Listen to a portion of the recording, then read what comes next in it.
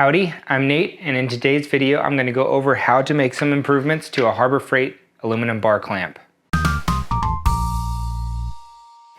The Harbor Freight aluminum bar clamp is an inexpensive item that can be easily improved with a few modifications. Let's take apart the clamp first, and then we'll start on modifications. To take this apart, we're going to slide this lower clamp off the end and use a small flathead screwdriver to back this set screw out. With that out most of the way, you'll be able to slide it off of the screw here and slide that off as well. Lastly, we can remove this black cap. Now with the bar clamp disassembled, we can measure the internal hollow dimensions of the bar clamp, the width, the height, and the length.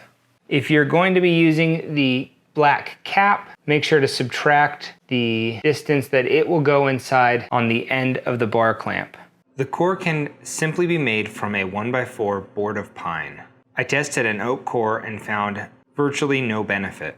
My first cut is made to trim the board width to approximately 1 3/16 inches. The second cut is done to lower the height and is done with the board on its side as if resawing it to approximately 11/16. The board should now fit into the end of the clamp, only to run into the first of many clamp catches that are stamped into the aluminum. The last step is to cut a groove centered on the board's side to straddle the stamped catches. It'll be approximately 1/4 inch wide and 1/8 inch deep. With our core trimmed up completely on the table saw, we can go ahead and insert it into the track. And though you're seeing me do this in one try, there were actually many attempts to get it to fit this smoothly and trimmed up this nicely. I've left room for the stopper. I like it. I think it'll keep me from accidentally puncturing anything with this hard edge on the aluminum. As you can see, the pine here goes straight to the cast metal. The next thing to do to this is to slick up this surface with some Teflon lube. Let's do this over at the table saw. The Teflon lube is great to lubricate metal surfaces. It's a dry lube, and it leaves a small plastic Teflon coating which will help the clamp function a little more smoothly. I'll just leave this over here to dry for a little while. Doesn't take very long. The next thing to do is to take a look at our clamping devices to tune them up.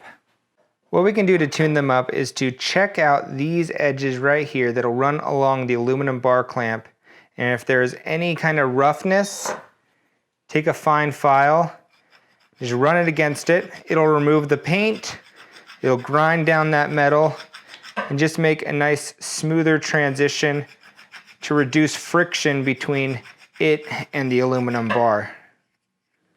With this piece all tuned up, we can take a look at this one. It's not nearly as important, but you could also still tune it up just the same if you'd like. Next, we're going to use some rubber here to create a non-marring surface for the clamp.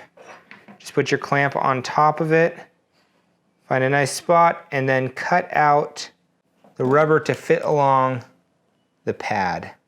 Got one pad done, here's the other pad. When you cut it out, don't line it up with the whole square itself, because you'll end up blocking some of this opening here, and that'll need to go up and get trimmed off. Next thing we need to do is get ready for spray adhesive.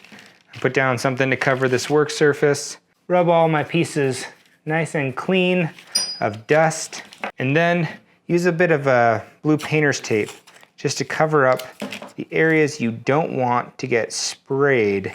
Just makes the cleanup that much easier.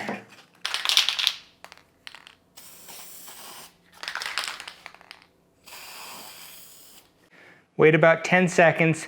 It'll become extremely tacky, and that's when you'll want to put them together.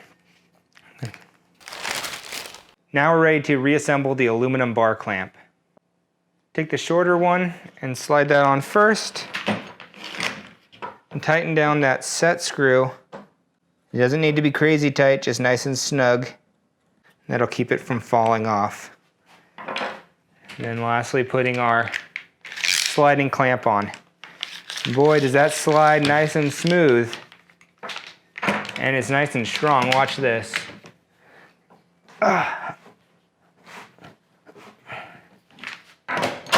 Much more firm, much more rigid. Can't twist it like I used to be able to. One more thing that you might want to do, and that is tighten up these little guys. They come rather loose. A 10 millimeter, just put that on one side and on the other. And if you just do it like half a turn, you won't be able to undo it with your fingers and it won't come undone while you're using it. I hope this was helpful. Let me know if you tried this out yourself, what you think of it. If your wood in the bar is fitted loose, you can use a punch to pinch in the ends of the aluminum clamp, and that'll hold that piece in there. I prefer to make mine nice and snug so it doesn't require any modification to the metal. I like this so much that I did it to all 4 of my recently purchased Harbor Freight clamps. One of them is done in oak. That was a tester, and I found that it had the same ability to bend as the pine ones.